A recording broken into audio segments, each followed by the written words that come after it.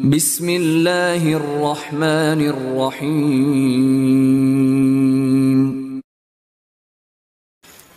Alhamdulillah, kita kembali akan melanjutkan kajian rutin 2 pekan sekali yang diselenggarakan oleh komunitas Ummahat Yogyakarta.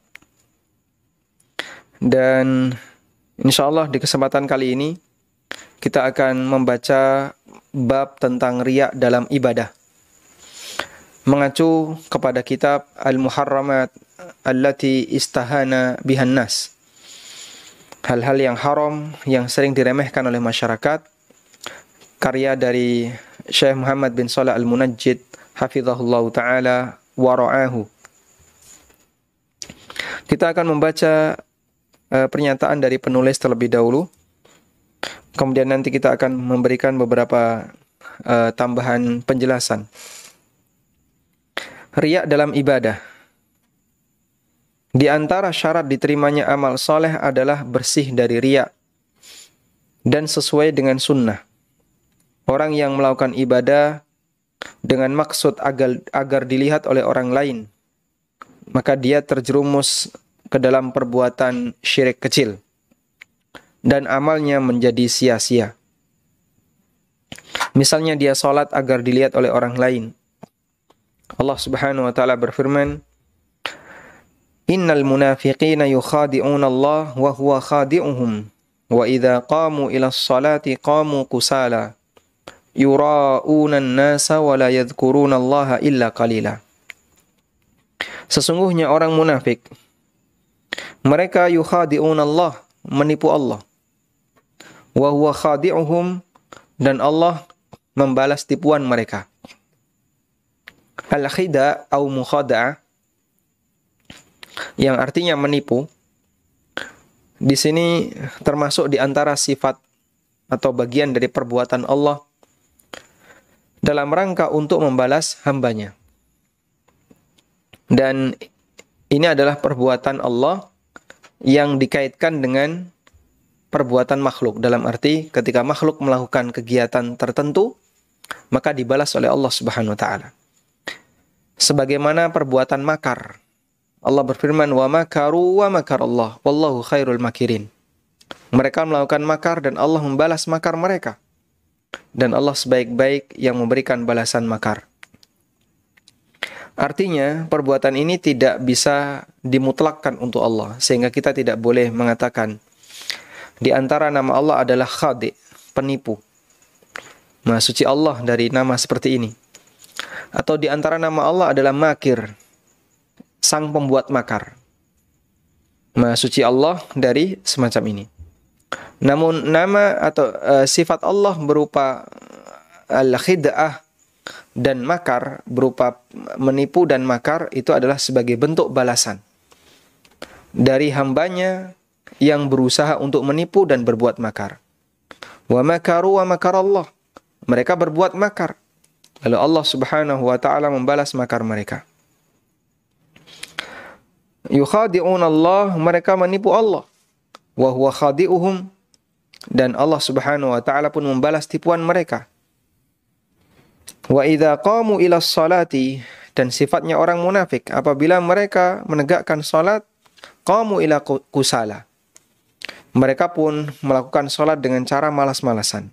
Yura'una an-nasa wa la yadhkuruna Allah illa qalila, mereka riya terhadap ibadahnya dan tidak mengingat Allah kecuali hanya sedikit. Ini ada di surat An-Nisa ayat 142. Demikian juga jika dia melakukan suatu amalan dengan tujuan agar diberitakan, didengar oleh orang lain, maka ini juga syirik kecil, dan ini disebut dengan sum'ah. Pasangan riya adalah sum'ah. Riya itu biar ingin dilihat, kalau sum'ah itu ingin didengar. Dan ini sama-sama syirik kecil. Rasulullah SAW memberikan peringatan kepada mereka dalam hadis yang diriwayatkan oleh Ibnu Abbas radhiyallahu anhuma, "Man samma'a samma'allahu bihi, wa man ra'a ra'allahu bihi." Barang siapa yang melakukan perbuatan sum'ah, maka Allah Ta'ala akan memperdengarkan aibnya. Allah tunjukkan aibnya. Wa man ra'a, dan siapa yang memperlihatkan amalnya berbuat riya, maka Allah Ta'ala akan memperlihatkan aibnya. Sehingga kalau kita tidak ingin aib kita diketahui oleh orang lain, aib kita didengar oleh orang lain, maka jadilah hamba yang selalu merahasiakan amal, hindari riya dan sum'ah. Di footnote dijelaskan, di bagian footnote, perbuatan riya adalah satu perbuatan yang dilakukan dengan cara tertentu supaya dilihat oleh orang lain dan dipujinya. Misalnya seseorang melakukan sholat, lalu dia memperindah sholatnya, tatkala dia mengetahui ada orang yang melihat dan memperhatikannya. Sedangkan sum'ah adalah perbuatan yang dilakukan dengan maksud agar didengar atau dipuji orang lain. Misalnya seorang membaca Al-Quran, lalu dia memperindah suaranya, memperindah lagunya, tatkala mengetahui ada orang yang mendengar dan memperhatikannya. Baik. Sehingga, atau sum'ah itu ada dua makna ya. Pertama, mengeraskan suara ibadah. Yang kedua, menceritakan kegiatan ibadah. Kalau riya, bentuknya adalah menampakkan ibadah kepada orang lain agar dilihat oleh orang lain. Intinya sama-sama pamer ibadah kepada Allah Subhanahu wa taala. Barang siapa melakukan satu ibadah, tapi dia melakukannya karena mengharap pujian manusia di samping ridha Allah. Jadi dia berkeinginan dua hal. Pertama, ingin dapat pahala, di saat yang sama dia juga ingin mendapatkan pujian manusia. Maka Allah akan jadikan amalnya sia-sia, sehingga tidak berlaku. Berdasarkan hadis qudsi, Allah Ta'ala berfirman, Ana aghna syuraka'i ani syirki bih. Ana aghna syuraka'i ani syirki. Man amila alam amalan asyraka fihi ma'ya ghairi taraktuhu wa syirka. Aku adalah zat yang paling enggak butuh sekutu. Karena itu siapa yang melakukan amal dan dia menyekutukan aku dengan sesuatu yang lain, taraktuhu wa syirkah, maka aku tinggalkan dia dan sekutunya. Aku tinggalkan amal itu dan sekutunya. Sehingga Allah Subhanahu wa taala tidak akan menerima amalnya. Hadis sahih diriwayatkan oleh Muslim. Maka barang siapa melakukan satu amal soleh, tiba-tiba terbetik dalam hatinya perasaan riya, tetapi ia membenci perasaan itu, ya. Kemudian beliau penulis mengatakan, barang siapa yang beramal soleh, tiba-tiba muncul rasa riya dalam hatinya, tapi dia berusaha untuk membenci perasaan itu, berusaha untuk melawannya dan menyingkirkannya, maka amalannya tetap sah. Berbeda halnya jika ia hanya diam dengan timbulnya perasaan riya, maka menurut sebagian besar ulama, amal yang dilakukannya menjadi batal dan sia-sia. Baik. Selanjutnya kita akan berikan beberapa catatan. Terkait pembahasan riya, dhalla ba'dun nas wa dhalla ba'duhum bihadza wa dhalla bihadza. Terkait pembahasan riya, ada sebagian orang yang ekstrim di sebelah kiri dan ada orang yang ekstrim di sebelah sebaliknya. Sehingga dua-duanya menyimpang. Wal haqqu wasat. Dan kebenaran ada di tengah. Tidak ekstrim di sebelah kiri maupun sampingnya. Dan itulah prinsip Ahlussunnah. Ada orang yang ekstrim di sebelah kiri. Bentuknya gimana? Dia suka riya, pamer amal. Sehingga dia tunjukkan amalnya, dia tampakkan amalnya, dia ceritakan amalnya. Dan ini sebagaimana yang kita bahas. Di sebaliknya, ada orang yang ekstrim, dan ini perbuatan yang salah. Bagaimana bentuknya? Dia ditipu oleh setan dengan alasan takut riya, lalu dia tinggalkan seluruh amal. Atau dia tinggalkan amal yang merupakan kewajibannya. Contohnya apa? Ada orang yang nggak sholat jamaah di masjid, bahkan kadang nggak Jumatan, alasannya takut riya. Padahal itu tipuan setan. Ada orang yang nggak mau kurban, alasannya takut riya. Ada orang yang nggak mau pakai jilbab, alasannya takut riya.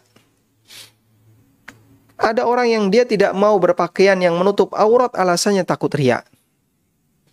Ini korban setan yang kedua. Dan orang kedua ini bisa jadi lebih bodoh dibandingkan yang pertama. Kenapa disebut orang yang lebih bodoh? Karena sebenarnya orang ini adalah tipe pemalas. Kemudian oleh setan, seolah-olah dia dibuat seperti orang yang ikhlas, semangat dalam menjalankan ibadah, semangat dalam melakukan ketaatan. Akhirnya dia merasa dia adalah orang yang hebat, kemudian malah dia tinggalkan ibadah. Bahkan kadang dia berpura-pura sebagaimana layaknya orang jahat, dengan maksud ini dalam rangka untuk menyembunyikan biar nggak riya. Ada satu kelompok yang ini disinggung oleh Ibnu Abil Is. Beliau atau kelompok ini menamakan dirinya atau disebut oleh para ulama dengan kelompok Al-Malayimah. Al-Malayimah ini adalah kelompok yang dia ingin selalu menampakkan kejahatan di muka umum, biar dikira jelek. Tapi kalau malam tahajud dan menyembunyikan dirinya. Sehingga kalau di muka umum dia suka berbuat jahat. Kadang minum, kadang ganggu orang, kadang ganggu cewek gitu.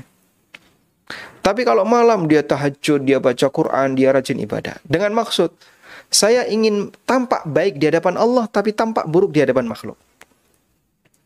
Dan itu orang yang tercelah. Ini kelompok yang menyimpang.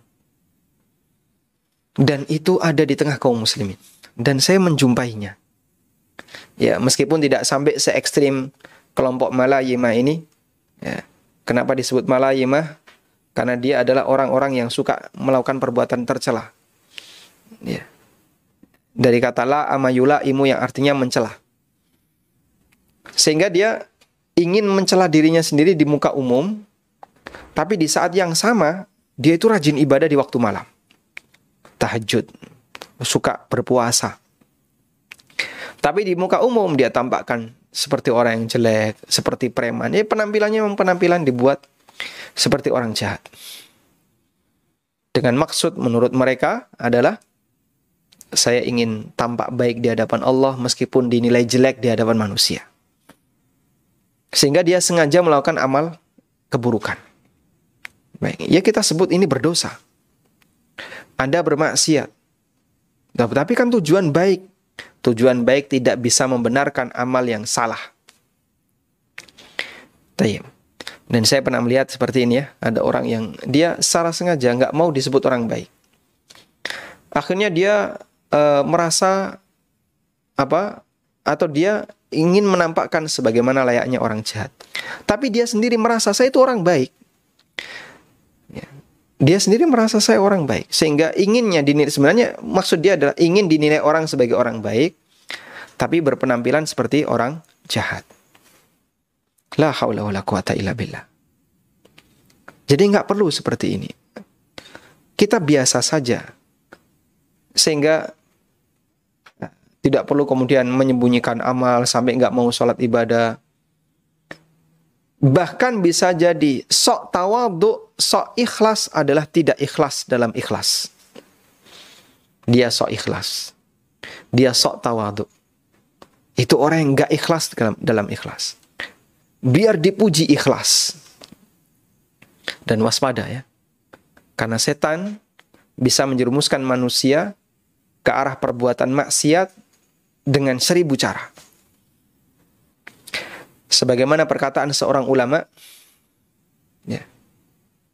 Inna syaitana la yaftahu 70 baban min abwabil khairi liyuki an-nasa baban min babis syarri.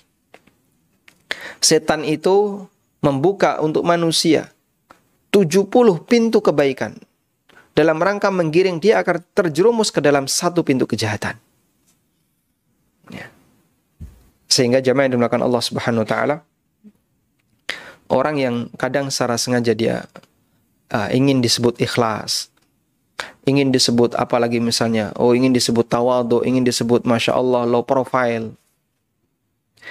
Sehingga dia menunjukkan pencitraan seperti itu. Nah, model-model pencitraan kayak gini, yang sebenarnya dia hanya menutup muka perbuatan yang tidak kita suka. Baik, jadi biasa saja. Tampakkan Anda sebagaimana asli Anda.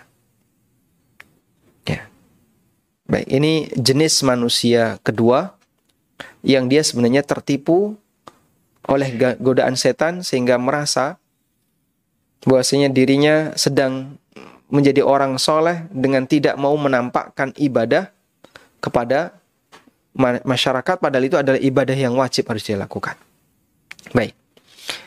Kemudian muqaddimah yang kedua, tadi kita sampaikan dua jenis manusia. Muqaddimah yang kedua, ibadah itu ada dua. Dilihat dari zahir dan dilihat dari tingkat duhurnya, tingkat bisa nampak di permukaan. Ibadah bisa kita bagi menjadi dua. Pertama adalah ibadah yang mau tidak mau harus nampak di permukaan. Contohnya apa, Pak? Contohnya ngajar. Saya mengajar, menyampaikan materi. Ya. Khatib, dia berkhutbah, menyampaikan khutbah di depan umum. Apalagi, misalnya, ada orang yang dia misalnya melakukan amal ibadah yang nampak di permukaan, banyak ya. Termasuk hadir di sholat jamaah, hadir ketika Jumatan, datang ketika sholat Id, berangkat umroh, kemudian tawaf, sa'i, dilihat oleh banyak orang. Termasuk ketika orang menulis dan dia harus mempertanggungjawabkan bobot ilmiahnya, sehingga nanti kalau ada kritikan nanti akan menyasar kepada dirinya. Maka model ibadah seperti ini tidak hukum asalnya tidak perlu disembunyikan. Dalam arti dilakukan secara normal. Sehingga misalnya, Pak, saya nggak mau riya.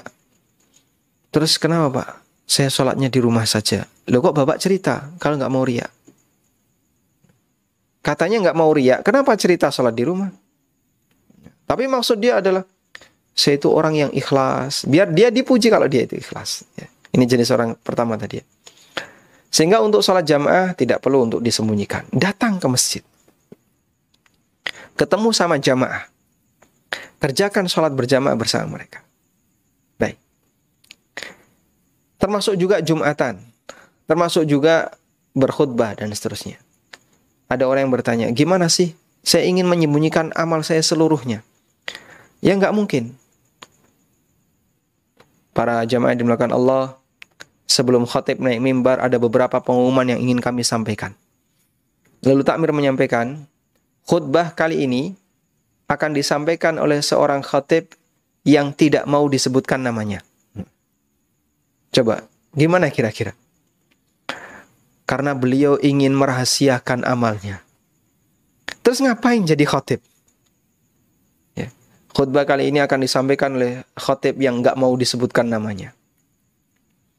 Lalu dia ceramah, pakai masker, pakai facial warna hitam. Nah terus apa fungsi dia berkhutbah? Sehingga amal zahir seperti ini nggak perlulah dia merahasiakan, tampakkan. Dan normal, gunakan prinsip normal. Normalnya kayak gini, lakukan seperti itu. Tanya. Yang kedua, amalan yang hukum asalnya bisa dirahasiakan. Seperti membaca Quran, bersedekah, sholat sunnah di rumah, puasa, dan aneka amal-amal taat yang lainnya yang dia bisa dirahasiakan. Nah, untuk jenis amal seperti ini, maka semakin rahasia makin bagus. Kecuali dalam kondisi yang menuntut dia harus menampakkan dirinya. Ya. Misalnya apa? Sedekah. Daripada nanti Anda mendapatkan tuduhan suudzon dari masyarakat. Wah, ini kok miskin, ini kok pelit sekali padahal kaya, dia nggak pernah ngasih sesuatu. Maka tampakkan sedekah Anda. Ya, meskipun Tidak harus. Namun, jika tujuannya dalam rangka untuk menghindari potensi suudzon, maka praktek seperti ini disyariatkan. Meskipun boleh orang bersedekah diam-diam. Ada salah satu di antara Ahlul Bait, ya, Ali ibn Husain, Zainul Abidin, bergelar Zainul Abidin, ahli ibadah. Sampai digelari Zainul Abidin, perhiasan orang yang ahli ibadah. Beliau suka bersedekah di waktu malam. Kemudian naruh bahan makanan di rumah orang miskin. Lalu orang miskin itu ketika subuh buka pintu, loh, sudah ada bahan makanan. Bahasa kita beras, ya, dikelilingkan ke rumah-rumah orang miskin. Dan itu dipanggul. Dan beliau tidak menampakkan sedekah seperti ini. Nggak ada orang yang tahu. Sampai ada komentar. Kunna nusayyidu walakin nubakhilu. Kami nganggap orang ini itu sayyid. Beliau seorang imam, ahli ibadah, ahli dalam melakukan ketaatan. Walakinna nubakhilu. Namun kami menganggap, menilai beliau ini orang yang bakhil. Sehingga saya masyarakat menilai beliau ini, imam ini sebagai orang yang bakhil. Hingga akhirnya beliau rahimahullah meninggal dunia. Lalu pada saat dimandikan, di punggungnya itu ada apa? Ada kapal. Ada kapalan di punggungnya. Di punggungnya itu kapalan. Dan saking seringnya angkat-angkat sampai bekas seperti itu. Anda bisa bayangkan itu bukan cuma sekali dua kali, tapi berkali-kali. Ya. Coba kuli, ya. Kuli yang suka angkat-angkat. Ada nggak perbedaan punggung mereka dengan punggung kita? Mungkin ada. Pundaknya beda dengan kita. Ya. Mereka itu Masya Allah bisa jadi keras, kapalan. Kita kan lembek karena nggak pernah dipakai untuk angkat-angkat. Jadi sampai bekas di punggungnya karena saking seringnya beliau keliling-keliling kampung menyebarkan bahan makanan. Nah, setelah beliau wafat, orang miskin yang ada di kampungnya yang biasanya dapat beras tiap malam tiba-tiba hilang. Loh, kok tidak ada lagi? Akhirnya semua orang sadar bahwa selama ini yang melakukannya adalah Ali ibn Husain Zainuddin rahimahullahu ta'ala. Tayyib. Muqaddimah berikutnya, bahwa riya itu ada dua. Sebagaimana syirik ada dua. Ada syirik akbar, ada syirik asghar. Riya juga sama. Ada riya akbar, ada riya asghar. Apa sih bedanya antara syirik dengan riya? Ya. Kenapa ada syirik akbar, syirik asghar? Ada riya akbar, riya asghar. Jadi kalau syirik, jadi begini ya. Ibadah itu ada dua faktor yang mendorong. Pertama latar belakang, yang kedua sasaran, tujuan. Begitu kan? Nah, jika sasaran ibadah itu selain Allah, syirik akbar, keluar dari Islam. Ya. Misalnya ada orang yang ibadah, misalnya berdoa, menyembelih, atau bernazar, tapi tujuannya untuk selain Allah, maka itu syirik akbar, menyebabkan pelakunya keluar dari Islam. Namun kalau yang menyimpang adalah latar belakangnya, tujuannya tetap Allah, maka ini riya, dan itu syirik asghar. Tidak sampai menyebabkan pelakunya keluar dari Islam. Contohnya gimana, Pak? Ada orang beribadah, sholat. Sholatnya untuk siapa? Untuk Allah. Fokus untuk Allah. Nggak ada untuk selain Allah. Cuman apa latar belakangmu yang melatar belakangi kamu sholat apa? Ya, saya termotivasi dengan si A, Karena dilihat oleh si A, ingin dinilai oleh si A, ingin mendapatkan kebaikan dari si A, pujian dari si A. Akhirnya dia sholat dan memperindah sholatnya. Maka dia rusak di latar belakang, meskipun benar di tujuan. Makanya riya seperti ini tidak sampai keluar dari Islam. Baik. Nah, riya ada dua, ada riya akbar, ada riya asghar. Riya akbar disebut juga dengan riyaul munafik, riyanya orang munafik. Apa itu riya munafik? Perbuatan riya yang sepeser pun nggak ada keinginan untuk, ya, perbuatan riya yang sepeser pun nggak ada keinginan untuk mendapatkan pahala dari Allah Subhanahu Wa Taala. Sehingga ketika dia beribadah 100% untuk selain Allah. Baik. Ini riyanya munafik.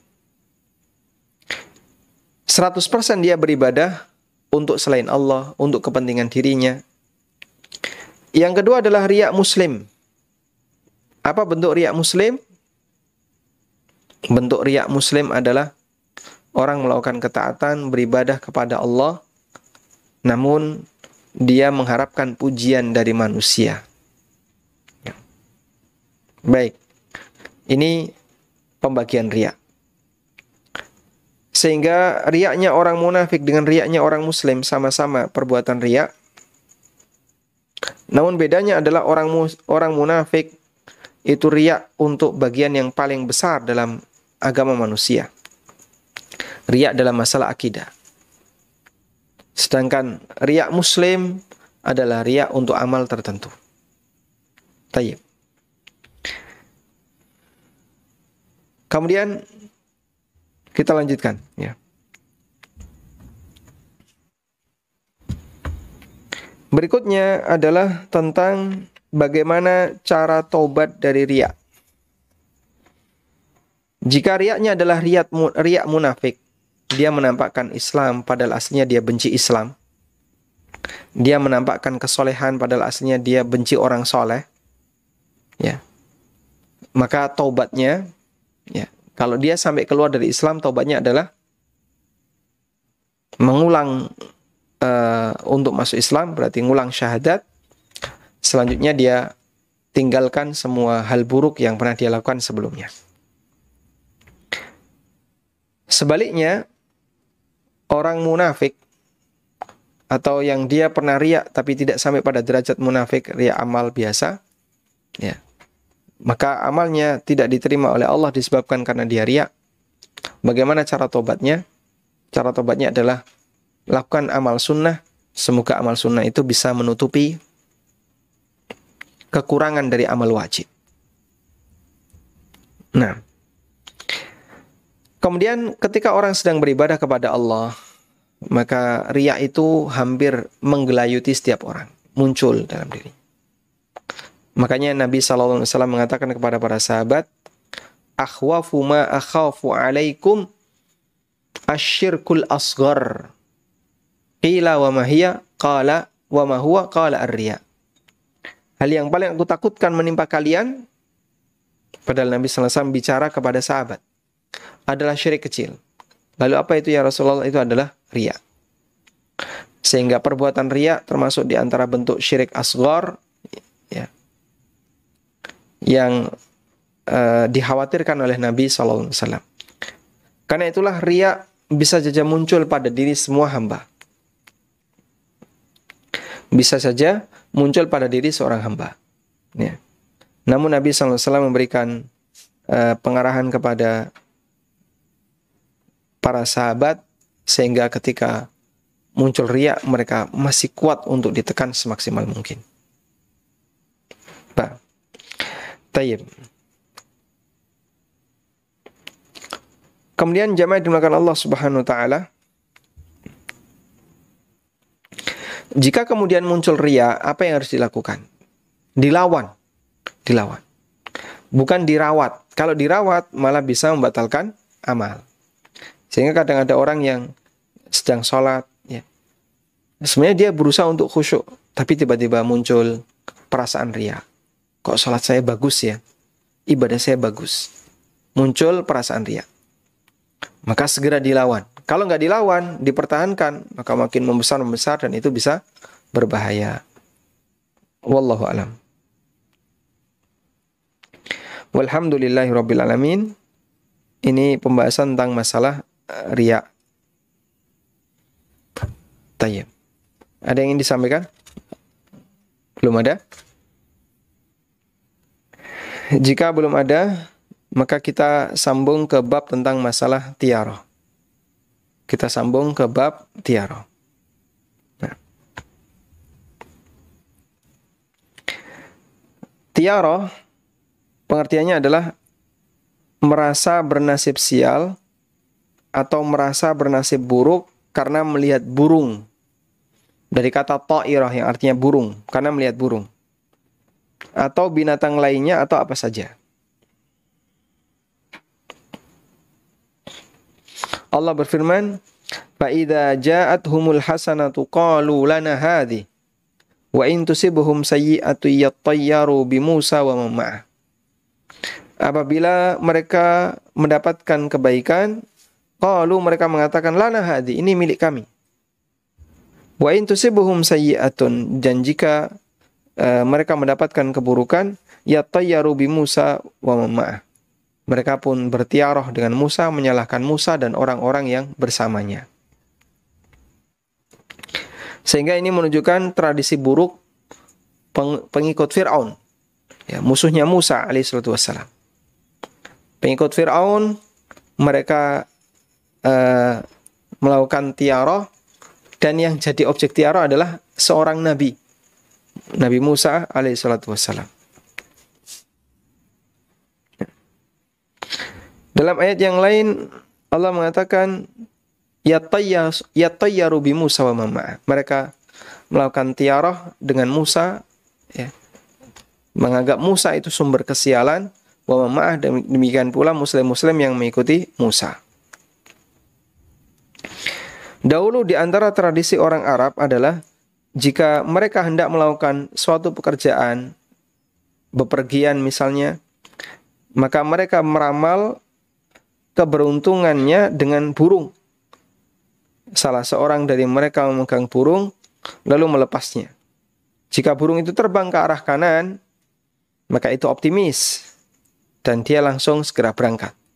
Sebaliknya, jika burung itu terbang ke arah kiri, maka dia merasa ini akan mendatangkan nasib sial dan mengurungkan pekerjaan yang diinginkannya.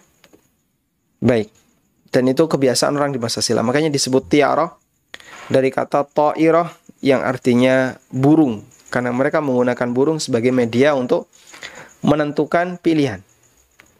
Nah, baik. Jadi di sini manusia yang dikasih akal oleh Allah merasa kalah dengan burung, ya, kalah dengan binatang, sehingga dia melakukan seperti itu. Wallahu a'lam. Baik, kita coba saya izin dulu ya. Sebentar.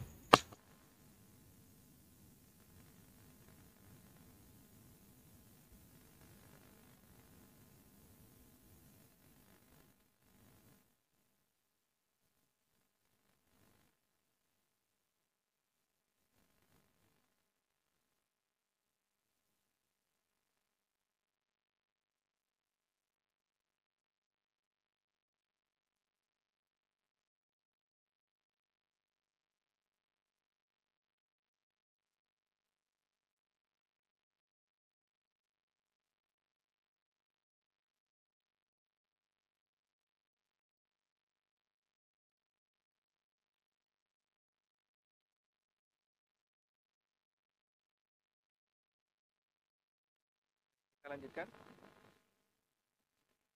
Dari penjelasan penulis, kita bisa mendapatkan kesimpulan. Dari penjelasan penulis, kita bisa mendapatkan kesimpulan asal-usul kata tiaroh adalah dari ta'irah, yang artinya burung. Karena mereka dulu, ketika mau menentukan arah, mereka istikharahnya dengan burung.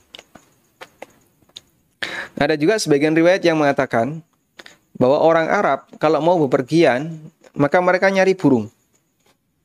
Ketemu burung digertak digesah ya, hus. Ya. Kalau burung itu terbang ke arah kanan atau terbang lurus, oh berarti ini tanda baik, optimis. Tapi kalau burung itu terbang ke arah kiri, oh ini tanda buruk, sehingga mereka pesimis. Maka mereka melakukan apa? Istikharah dengan burung. Ada juga yang melakukan istikharah dengan azlam, mengundi nasib.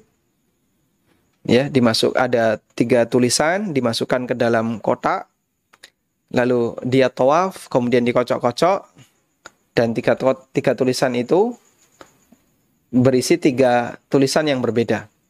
Allah yarda, Allah la yarda, 0. Allah ridha, Allah tidak ridha, 0. Kalau keluar 0, diulang lagi, tawaf lagi, dikocok lagi, sambil tawaf di Ka'bah. Dan itu adalah al-iqtisam bil azlam, yang dilarang oleh Allah Subhanahu wa taala, karena iqtisam bin azlam termasuk perbuatan setan. Baik. Nah, model-model istikharah seperti ini dilarang dalam syariat Islam, kemudian digantikan oleh Allah taala dengan ajaran istikharah yang jauh lebih indah, yaitu salat dan doa istikharah. Ya. Orang melakukan salat 2 rakaat, lalu dia berdoa. Dalam doanya dia mengucapkan, Allahumma inni astakhiruka bi ilmik, wa astaqdiruka bi qudratik, ya. Wa as'aluka min fadlikal azim. Ya. Dia melakukan istikharah dengan meminta kepada Allah Subhanahu wa taala. Nabi SAW menegaskan bahwa tiarah adalah perbuatan kesyirikan. Beliau bersabda, at-tiaratu syirkun. Tiarah itu syirik. Termasuk ke dalam kepercayaan yang diharamkan, yang juga menghilangkan kesempurnaan tauhid, adalah merasa bernasib sial dengan bulan-bulan tertentu. Seperti tidak mau melakukan pernikahan di bulan Safar. Dan ini tradisi masyarakat jahiliyah. Juga kepercayaan bahwa hari Rabu yang jatuh pada akhir hari setiap bulan membawa kerugian terus-menerus, yang disebut dengan Rebo Wekasan, Rebo penutup, Rebo ujung. Termasuk juga sial dengan angka 13, sial dengan nama-nama tertentu atau orang cacat. Dan semakin musyrik orang, semakin punya punya sial-sial seperti ini makin banyak. Ya, dan Anda bisa perhatikan, negara yang mengadopsi kayak gini paling banyak adalah negara yang akidahnya paganis, ya. Seperti Cina, ya. Itu Masya Allah banyak sekali. Angka 4, apalagi? Angka 13, apalagi? Tusuk sate, ya. Maka tidak ada lantai 4, tidak ada lantai 13. Rumah tusuk sate, ya, di pertigaan, lalu dia di paling tengah. Terus apa lagi? Cacat, ya. Misalnya ada cacat di keluarga, atau melihat orang cacat di tetangga cacat, nah itu sumber sial. Sehingga banyak sekali dia yakini ini sial, ini sial, ini sial. Hidup kok semuanya sial. Tapi Masya Allah, dalam pikiran mereka dunia, dunia, dan dunia. Orang-orang yang dia tidak mendapatkan hidayah dalam masalah akidah yang lurus.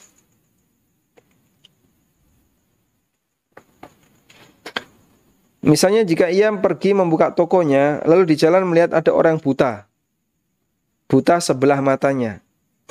Serta-merta ia merasa nasibnya sial, sehingga mengurungkan niat untuk buka toko. Begitu buka, loh, kok ada orang buta di sini? Tutup lagi sudah, toko hari ini tutup. Juga berbagai kepercayaan yang semisal. Dan itu semuanya adalah perbuatan kesyirikan. Baik. Bagaimana kalau misalnya menghantui diri kita? Ternyata perasaan itu ada. Semua hal di atas hukumnya haram dan termasuk perbuatan kesyirikan. Rasulullah SAW berlepas diri dari mereka, sebagaimana disebutkan dalam hadis dari Imran bin Husain. Laisa minna man tatayyara wala tutayyira wala takahhana wala tukuhina lahu wa adhunnu qala au sahara au suhiralah. Tidak termasuk golongan kami orang yang melakukan tiara atau meminta tatayyur, ya, meramal atau minta diramalkan, dan menyihir atau minta untuk disihirkan. Disihirkan itu berarti ada orang minta bantuan dukun, tolong sihir si A. Ya. Itu disebut dengan suhiralah. Orang yang terjerumus melakukan hal-hal di atas hendaknya membayar kafarat, sebagaimana disabdakan Nabi SAW. Dari Abdullah bin Amr radhiyallahu anhu, Rasulullah SAW bersabda, "Man raddathu tiyarah min hajatin faqad asyraka." Qalu ya Rasulullah wa ma kafaratu dzalika? Qala ay yaqula ahadukum Allahumma la khaira illa khairuka wa la tiyara illa tiyaruka wa la ilaha ghairuka. Ya Allah, enggak ada kebaikan kecuali kebaikan darimu. Ya, tidak ada tiarah kecuali tiarah darimu. Ya, wa la ilaha ghairuka, dan tidak ada Tuhan yang berhak disembah kecuali Engkau. Wallahu a'lam. Baik, jadi di sini beliau sebutkan bahwa tiarah itu jika sampai menyebabkan orang melakukan perubahan rencana disebabkan karena khawatir sial. Mereka merasa pesimis dan bernasib sial merupakan salah satu tabiat jiwa manusia. Suatu saat perasaan itu menekan begitu kuat dan pada saat lain melemah. Penawaran yang paling ampuh adalah tawakal kepada Allah Subhanahu wa taala. Ibnu Mas'ud mengatakan, "Wa ma minna illa fi nafsihi syai'un min dzalika." Enggak ada satupun di antara kita kecuali di dalam hatinya, ya, terbesit tiarah. Walakinnallaha yudhibuhu bitawakkul. Namun Allah taala menghilangkannya dengan tawakal. Baik. Kita bahas tentang tiarah, ya. Jamaah yang dimuliakan Allah Subhanahu wa taala, tiarah termasuk di antara syirkun asghar, syirik kecil. Kenapa? Karena dalam tiarah berarti menghubungkan kejadian dengan takdir, padahal aslinya nggak ada hubungannya. Ya, misalnya buka toko, kok tiba-tiba ada cicak jatuh, plok. Wah, ini tanda sial. Nggak jadi ditutup tokonya. Karena khawatir itu adalah tanda sial. Baik. Sehingga dia menghubungkan antara cicak jatuh dengan takdir. Padahal nggak ada hubungannya. Ya. Dan semua tindakan menghubungkan antara kejadian dengan takdir padahal nggak ada hubungannya, semuanya tercela. Ya. Semuanya adalah perbuatan yang tercela. Salah satunya tiarah tadi. Nggak ada hubungannya dengan takdir, dihubungkan dengan takdir. Contoh yang lain apa, Pak? Masalah zodiak. Ini rasi bintang A, rasi bintang B, rasi bintang C, D, E, dan seterusnya. Lalu kita membaca ramalan zodiak. Posisi bintang ada di sini, nanti kamu rezekinya seperti itu. Apa hubungannya antara posisi bintang dengan takdir, bahagia dan susahnya manusia? Nggak ada.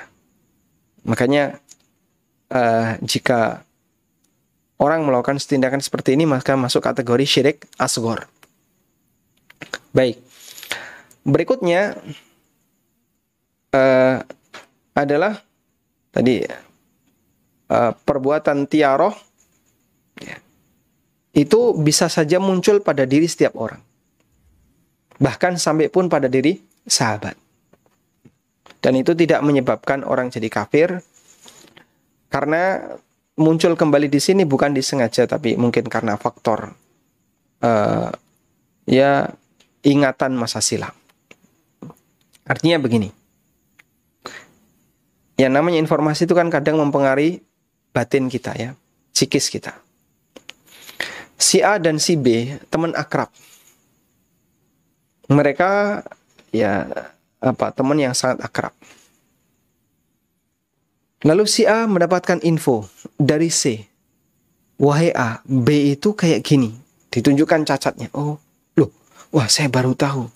Selama ini beliau akrab dengan saya, biasa-biasa saja. Nah, sekarang saya kasih tahu beliau seperti ini. Akhirnya apa? Ketika si A ketemu si B, suasananya jadi nggak nyaman. Hanya dengan sebuah berita tadi. Baik. Kemudian keberadaan tiaro itu juga kadang ada dalam batin. Karena itu bawaan sejak masa silam. Ya. Sehingga sahabat Ibnu Mas'ud radhiyallahu anhu pernah mengatakan, qala Rasulullah sallallahu alaihi wasallam, at-tiyaratu syirkun, at-tiyaratu syirkun. Tiarah itu syirik, tiarah itu syirik. Lalu Ibnu Mas'ud mengatakan, wa ma minna illa. Dan gak ada satupun orang di antara kami kecuali dia pernah terjangkiti tiarah. Karena dulu adalah efek dari peninggalan jahiliyah. Ghaira annallaha yudhibuhu bittawakkul. Hanya saja Allah hilangkan tiarah itu dengan cara bertawakal kepada Allah. Ya, makanya obat yang paling mujarab adalah bertawakal. Baik. Jamaah yang dimuliakan Allah Subhanahu wa taala, ada satu kisah ya, yang kisah ini bercerita tentang perjuangan orang melawan tiarah. Jadi seorang dai tinggal di sebuah kampung. Kampung ini punya keyakinan, safar hari Selasa sumber celaka. Akhirnya dia memberanikan diri safar hari Selasa. Setelah safar hari Selasa, kecelakaan dia. Kecelakaan, betul. Terus balik. Kecelakaan pakai kendaraan onta atau kuda ya. Terus balik. Kemudian bisa jadi ganti hari berikutnya. Dia berangkat di hari Selasa juga. Ternyata mengalami kondisi gagal yang sama, kecelakaan. Ya. Maka akhirnya masyarakat semakin bangga ya, dengan keyakinan itu. Buktinya ini. Buktinya adalah ini. Tayyib. Padahal itu adalah dua hal yang berbeda antara antara hari Selasa dengan takdir buruk. Itu dua hal yang berbeda.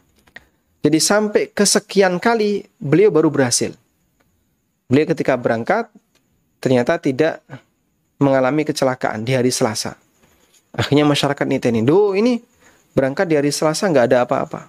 Padahal sebelumnya masyarakat itu punya keyakinan tiarah. Wallahu a'lam. Nah, kemudian tiarah bisa dihilangkan dengan cara bertawakal kepada Allah. Makanya latihan tawakal itu penting ya. Yaitu anak-anak diajak untuk menggantungkan diri kepada Allah Ta'ala. Ya, demikian pula masyarakat. Sehingga ketika muncul potensi seperti ini, dia yakin kalau menggantungkan kepada Allah pasti akan ada hasilnya. Wallahu a'lam. Tayyib, sampai di sini penjelasan tentang masalah riya dan tiarah. Wassallallahu ala nabiyyina Muhammadin wa ala alihi wa sahbihi wasallam. Untuk materi berikutnya, kita akan bahas tentang bersumpah dengan nama selain Allah Ta'ala, dengan menyebut selain Allah. InsyaAllah akan kita bahas di pertemuan berikutnya. Walhamdulillahirabbil alamin. Baik, selanjutnya kami persilahkan kepada para pemirsa yang ingin bergabung bisa kirim ke nomor WA 0821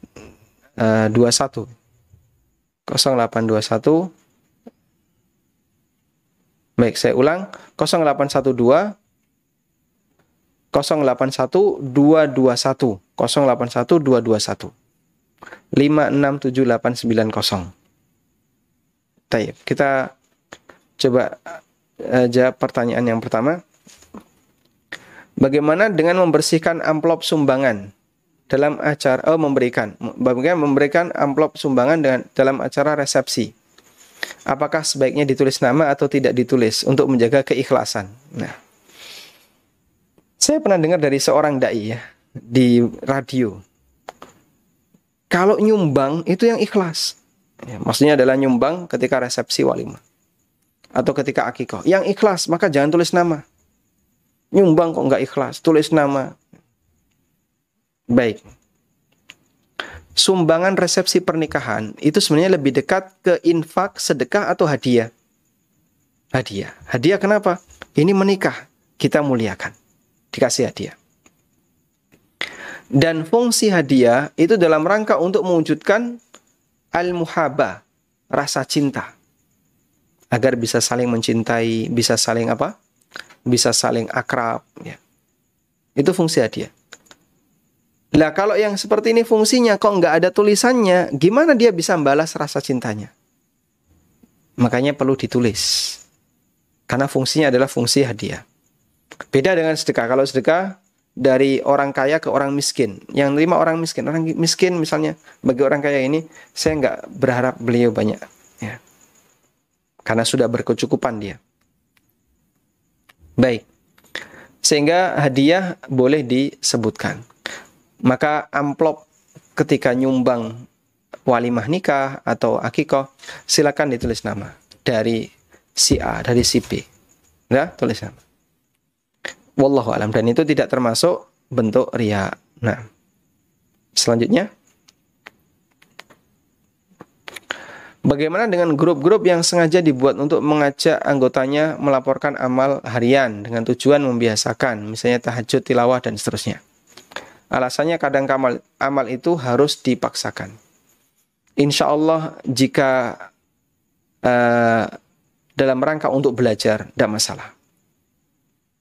Sehingga secara pribadi untuk odoj, watch, ya, one day one juice, one week one juice, terus apa lagi? One day one ayat, ada? Ya. One day one ayat, berarti apa? Doa, ya, one day one ayat. Boleh nggak kayak gini? Insya Allah tidak masalah. Ya, sebagaimana di pesantren boleh ada target. Ya, boleh ada target. Pokoknya pekan ini kamu harus hafal surat ini, hafal surat ini. Tahajud harus dilakukan sekian. Sehingga tidak jadi masalah ketika hal yang sama juga dilakukan antar sama orang yang dewasa. Dalam rangka untuk menjaga istiqomah dan memotivasi agar dia tetap bisa ibadah. Wallahu alam. Nah. Ini pertanyaan yang terakhir. Saya penjual sebuah barang yang punya reseller. Dan reseller saya haruskan sholat tahajud. Pertanyaannya. Dan lain-lain. Bolehkah supaya? Boleh. Masya Allah. Baik, wallahu alam. Saya tidak rekomendasikan seperti itu karena ini ibadah yang sifatnya pribadi. Sehingga kalau bisa bukan dalam rangka untuk mengharapkan hadiah dari bosnya, tapi dalam rangka untuk mendapatkan pahala dari Allah Subhanahu wa taala. Yang terakhir, pertanyaan dari Bandung. Dulu saya pernah memiliki cara istikharah dengan memilih satu di antara gulungan kertas yang telah dipilih, yang berisi pilihan-pilihan di dalamnya. Apakah ini termasuk al-azlam? Betul, ini azlam. Yang kayak gitu, mengundi nasib. Undian untuk menentukan nasib. Padahal takdir tidak ada kaitannya dengan undian. Baik, intinya jamaah idolakan Allah, jangan bermain dalam masalah takdir untuk kasus kayak gini. Jangan suka bermain dalam masalah takdir untuk kasus kayak gini. Sehingga dia sering bermain dalam masalah takdir misalnya. Ini dikaitkan dengan takdir, ini dikaitkan dengan takdir. Padahal aslinya tidak ada hubungannya. Wallahu ta'ala alam. Demikian yang bisa kita sampaikan. Semoga bermanfaat. Wassallallahu ala nabiyyina Muhammadin wa ala alihi wa sahbihi wasallam. Wa akhiru da'wana alhamdulillahi rabbil alamin. Subhanakallahumma wa bihamdika asyhadu an la ilaha illa anta astaghfiruka wa atubu ilaik. Wassalamualaikum warahmatullahi wabarakatuh.